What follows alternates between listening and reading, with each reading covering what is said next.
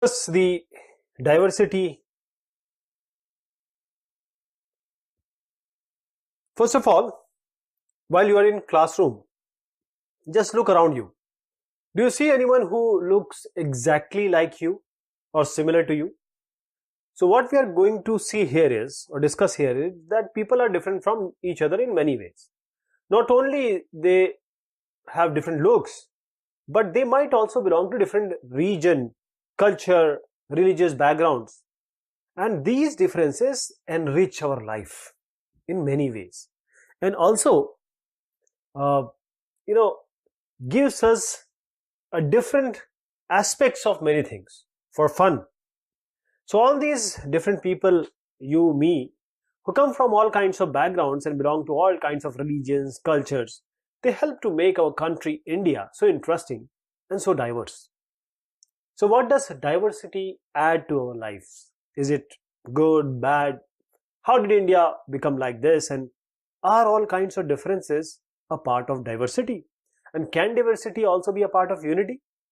We say India is the country where we have unity in diversity. We'll see about this and try to find out the answers. So, three children around you, uh, they have made a figure. These three figures are made by three children. And you can play some game, use the empty box to draw your human figure. So, is your drawing similar to all these three? The chances that your drawing is similar is meager. That is, you will all have your perspective and you have all different way of drawing. Why this is? Because you have unique drawing style. So we not only don't look exactly like each other, but also differ in terms of, means we don't look exactly similar to one another, but also differ in terms of the language we speak, our cultural backgrounds, our voices are different, the religious rituals we observe, and there are various things that are different.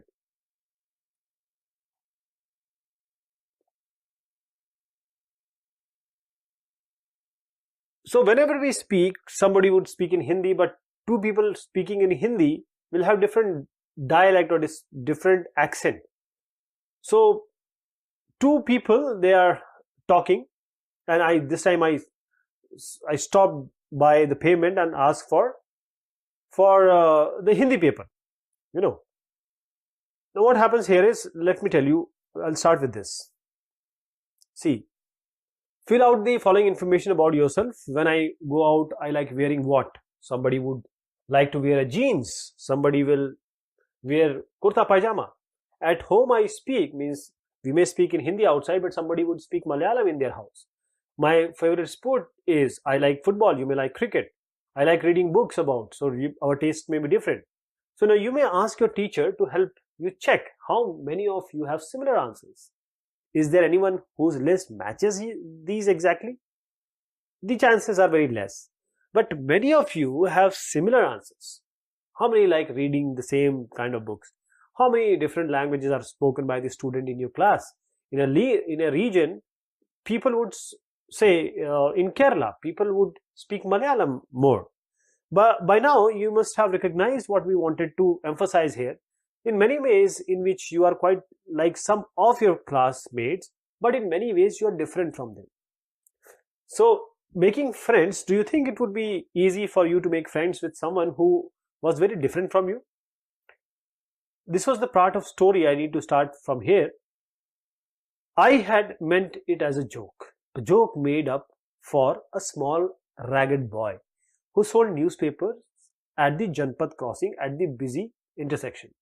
So every time I cycled past, he would run after me like this, holding out the English paper and screaming out the evening's headlines in a mixture of Hindi and English. One time, or this time, I stopped by the pavement like this and then asked for the Hindi paper. His mouth fell open. You mean you know Hindi? He asked. Of course, I said, as I paid for the paper. Why? What do you think? This guy paused. But you look so Angrez, he said. You mean you can even read Hindi? I said, of course I can. I said this time a little impatiently, I can speak, read and write Hindi. Hindi is one of the subjects I study in school. So he asked, subjects. How could I explain what a subject was to someone who had never been to school and is selling newspaper? Well, it's something I started. I tried to enlighten him, but the lights changed and the honking behind me, because I stood on the pavement, or I stopped by on the pavement, honking behind me grew 100-fold, and I let myself be pushed along with the rest of the traffic. So the next day, what happened? He was there again, the paper seller, smiling at me and holding out a Hindi paper. Bhaiya, he said, आपका अखबार, आप बताइए, ये subject क्या चीज है? The English word sounded strange on his tongue. It sounded like its other meaning in English, to be ruled by someone else. Oh, it's just something to study, I said. And then because the red light had come on, I asked him, have you ever been to school? He said, never. He answered. Then he added proudly, I began working when I was so high. He measured himself against my cycle seat. Means, he said, when I was small, first my mother used to come with me, but I can do it all alone now. So where is your mother now? I asked, but the light changed again, and I was off. I heard him yell from somewhere behind me, she is in Meerut with, and the rest was drowned out. My name is Samir, he said the next day, and very shyly he asked, what's yours? It was incredible. My bicycle wobbled. My name is Samir too, I said. What? His eyes lit up. Yes, I grinned at him. It's another name of Hanuman's father, you know. So now, you are Samir Ek and I am Samir Do. He said triumphantly, something like that. And I answered and then held out my hand. Haath milao Samir Do. Samir 1 and Samir 2, that is. So his hand nestled in mine like a little bird. I could still feel its warmth as I cycled away. The next day, he did not have his usual smile for me. There's a trouble in Meerut, he said. Many people are being killed there in the riots. I look at the headlines. Communal riots? It blazed. But Samir, I began. I am a Muslim, Samir. He said in answer, and all my people are in Meerut. His eyes filled with tears when I touched his shoulder. He would not look up.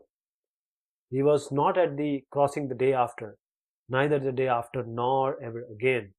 And no newspaper in English or Hindi can tell me where my Samir 2 or Samir Do has gone.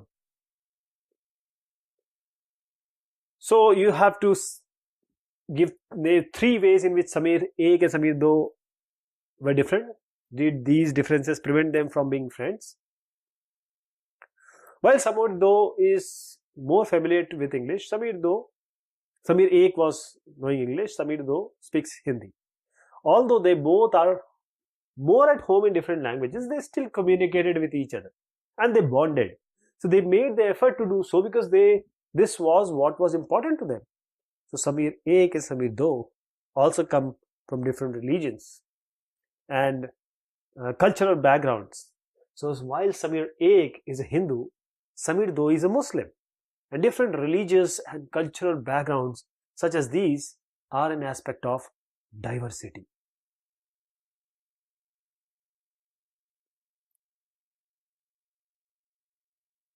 In addition to their diverse religious and cultural backgrounds, there are other ways in which Samir Ek and Samir Do are different from each other.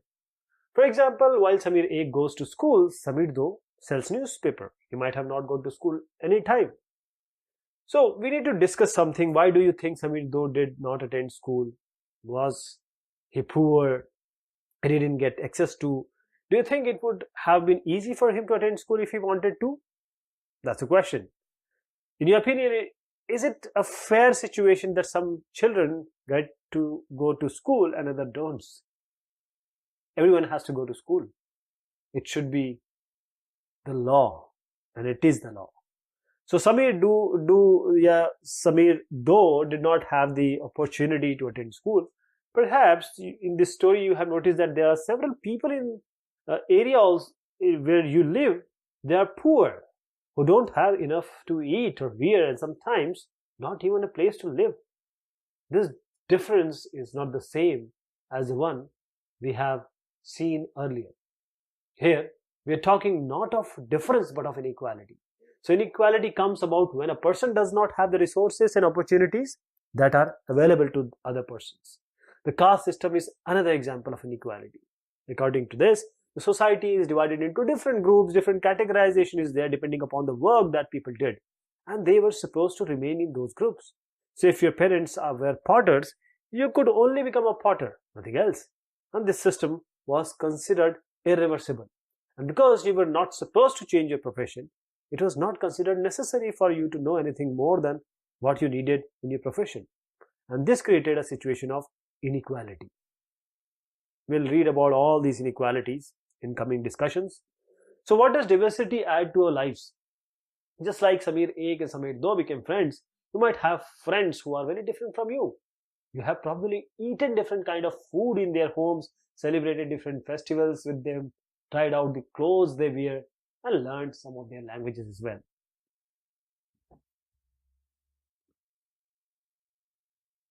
So you probably like reading and hearing stories and adventures about different animals, people, and even enjoy ghosts. Perhaps you even enjoy making up stories yourself. So many young people feel happy when they read a good story because it gives them a lot of ideas to make up more stories. So people who write stories get their ideas from all sorts of different places, from books, from real life, also from their imagination. So some may have lived in forests close to animals, choose to write on their fights and friendships. Other would read real accounts of kings and queens and wrote stories about love and honor. Some dipped into their own childhood memories of school and friends and wrote stories of adventure. Just imagine if all the storytellers and writers that you have heard and read so far were forced to live in a place where all people wore the same two colors, red and white, ate the same food, maybe potatoes, take care of same two animals, for example, deer and cat, and to entertain themselves played snakes and ladders. What kind of stories would you think they would write? So diversity in India. India is a country of immense diversities, many diversities. We speak different languages, have different type of food, celebrate different festivals, practice different religions. But actually, if you think about it, we do many things that are similar, except we do them in different ways. So how can we explain the diversity? A little more than 200 years ago, or long before the train, aeroplane, bus and car became a part of our life, people traveled from one part of the world to another in ships, on horses or camels or on foot. So often they went in search of new lands or new places to settle down or for people to trade with. And because it looked so long to travel, once they got to a place, people stayed there often for a long time. And many others left their homes because there were famines and droughts, natural calamities, and they could not get enough to eat. Some went in search of work, while some other left because of their war. Some war is going on, civil war, or two countries fighting. Sometimes, as they begin to make their homes in new places, people begin to change a little, and at other times they manage to do things in the older ways. So their languages, food, music, religions become a mix of old and new, and out of this intermixing of cultures came something new and different. So the history of many places shows us how many different cultural influences that have helped to shape the life and culture there. Thus regions becomes very many diverse because of their unique histories. So similarly, diversity also comes about when the people adapt their life to certain geographical area in which they live. For example, living near the sea is quite different from living in the mountainous area.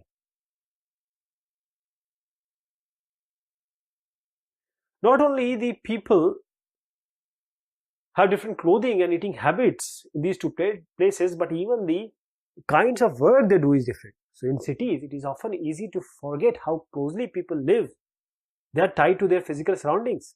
This is because in the city, people seldom grow their own vegetable and grain. Instead, they depend on the market to buy all the food and other goods that they would need. So let us try to understand what we mean when we say that historical and geographical factors influence the diversity of the region. We can do this by reading about life in two different parts of country, say Kerala and Ladakh. So we have to look at the map of India in an atlas, and we need to locate the Kerala and Ladakh. So we need to list the various ways or three ways in which the different geographical region of these two regions would influence the following: the people, eating habits, clothes they wear, and what the work they do. So this is the dry, barren landscape of mountainous desert of Ladakh.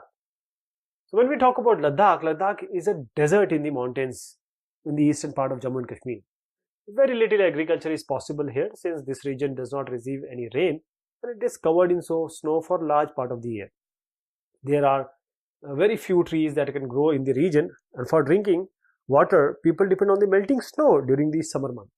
So people here keep sheep, and sheep in this region are special because they produce pashmina wool, and this wool is prized and pashmina shawl cost a lot of money. So the people in Ladakh carefully collect the wool of the sheep and sell this to traders from Kashmir. And pashmina shawls are chiefly woven in Kashmir. So the people eat meat and milk products like cheese and butter. And each family owns some goat, cows and zos, yak cows. And being a desert did not mean that Ladakh did not attract its share of traders. It was considered a good trade route as it had many passes through which caravans traveled to what is today called as Tibet. So these caravans carried textiles and spices, raw milk and carpets. And Buddhism, it reached this place, Tibet, via Ladakh. Ladakh is also called Little Tibet. Islam was introduced in this region more than 400 years ago, and there is a significant Muslim population here. Ladakh has very rich oral tradition of songs and poems. Local versions of Tibetan national epic, the Kesar Saga, are performed and sung by both Muslims and Buddhists. Now, then we talk about Kerala. So Kerala is a state of southwest corner of India. It is surrounded by sea on one side and hill on the other side, on one side. So a number of spices like pepper, cloves, cardamoms, they are grown in the hills. So it is spices that made this region an attractive place for the traders. Jewish and Arab traders were the first to come here. The apostle of Christ, St. Thomas, is believed to have come here nearly 2000 years ago, and he is credited with the Christianity bringing to India. So many Arab traders also came and settled down here. Ibn Battuta, who traveled here a little less than 700 years ago, wrote a travelogue in which he describes the lives of Muslims and say that they were a highly respected community. The Portuguese discovered the sea route to India from Europe, and Vasco da Gama landed with his ship here. And because of all these various historical influences, people in Kerala practice different religions like the Judaism, Islam, Christianity, Hinduism and Buddhism. The fishing net used here look exactly like the sea. This is the Chinese fishing nets. If you see here, these are the fishing nets, Chinese fishing nets. Chinese fishing nets are now called China wala. So even the utensils used for frying is called China chatti, and it is believed that word chin could have come from China. So the fertile land and the climate are suited for growing rice, and majority of people eat rice, fish and vegetable. So this is the figure of a boat race in an important part of Onam festival celebrated in Kerala.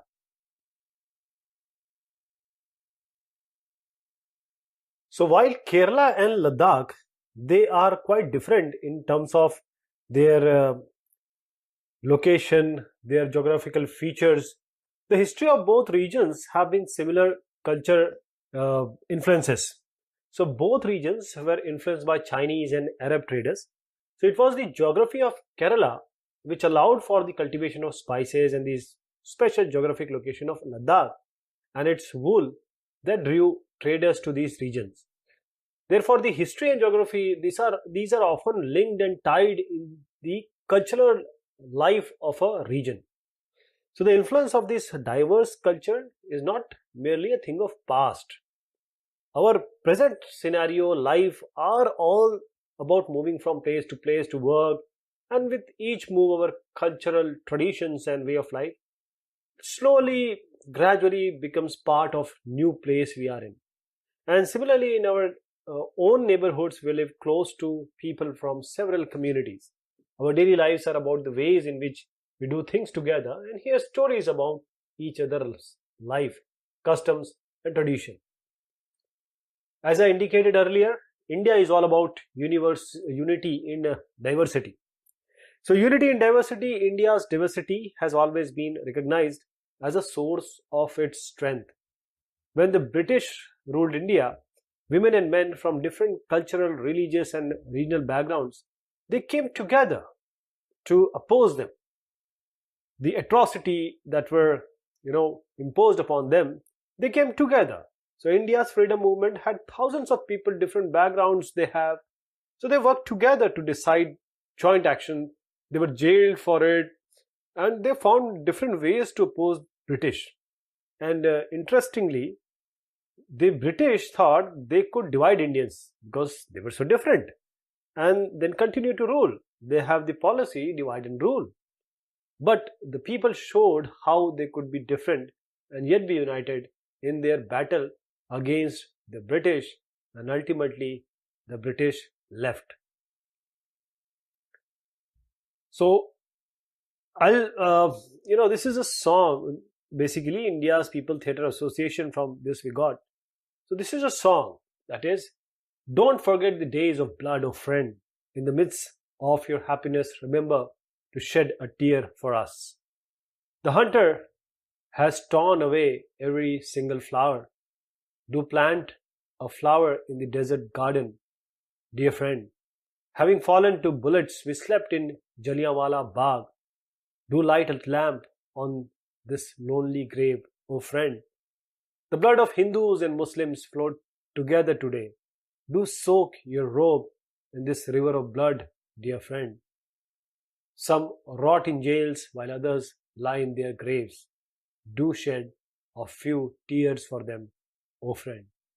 So this song was sung after the Jallianwala Bagh massacre in Amritsar, in which British general opened fire on a large group of unarmed, peaceful people, killing many and wounding even more. So men and women, Hindus, Sikhs and Muslims, rich and poor, they had gathered to protest against the British. This song was composed and sung to honor the memory of those brave people.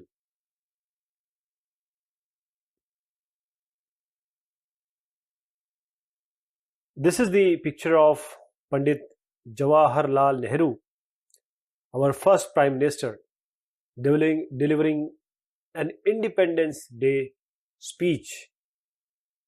Now, in his book, The Discovery of India, Jawaharlal Nehru, Pandit Jawaharlal Nehru, he says that Indian unity is not something imposed from the outside, but rather it was something deeper, and within its fold, the widest tolerance of belief and custom was practiced, and every variety acknowledged and even encouraged.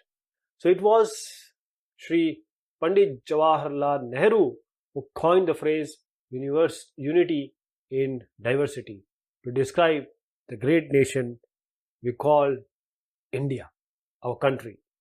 So these songs and symbols that emerged during the freedom struggle serve as a constant reminder of our country's rich tradition of respect for diversity. Do you know the story of the Indian flag? It was used as a symbol of protest against the British by people everywhere. So India's national anthem, composed by Rabindranath Tagore, is another expression of the unity of India.